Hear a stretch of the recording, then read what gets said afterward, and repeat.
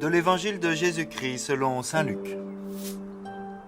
Quand arriva le jour fixé par la loi de Moïse pour la purification, les parents de Jésus le portèrent à Jérusalem pour le présenter au Seigneur selon ce qui est écrit dans la loi.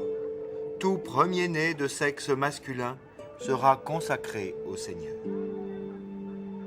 Il venait aussi présenter en offrande le sacrifice prescrit par la loi du Seigneur, un couple de tourterelles ou 2 petites colombes.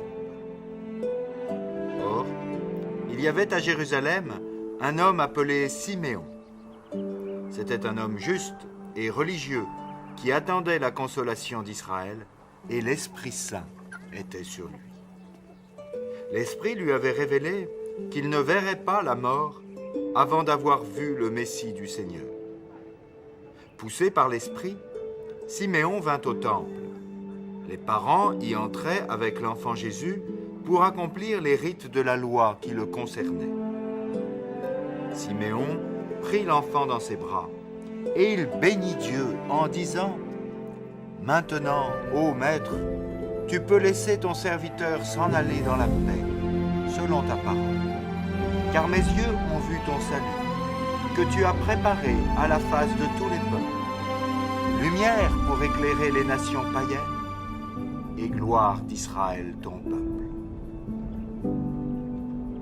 Le père et la mère de l'enfant s'étonnaient de ce qu'on disait de lui. Siméon les bénit, puis il dit à Marie sa mère : « Vois, ton fils qui est là provoquera la chute et le relèvement de beaucoup en Israël.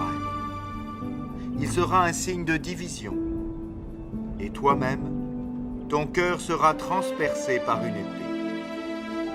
Ainsi seront dévoilées les pensées secrètes d'un grand nombre. »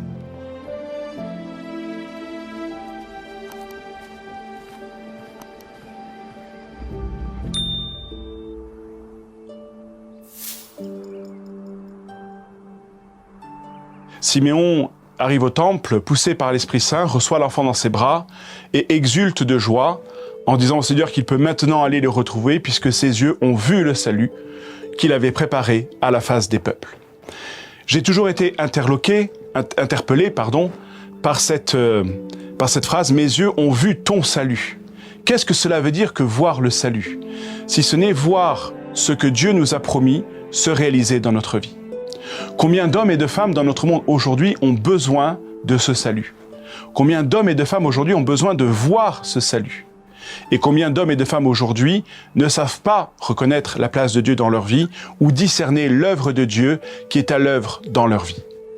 Alors, je voudrais que nous entendions cet évangile comme une invitation dans la nouvelle année qui va commencer dans quelques jours à vivre notre vie pour témoigner de ce salut qui est présent pour chacun d'entre nous.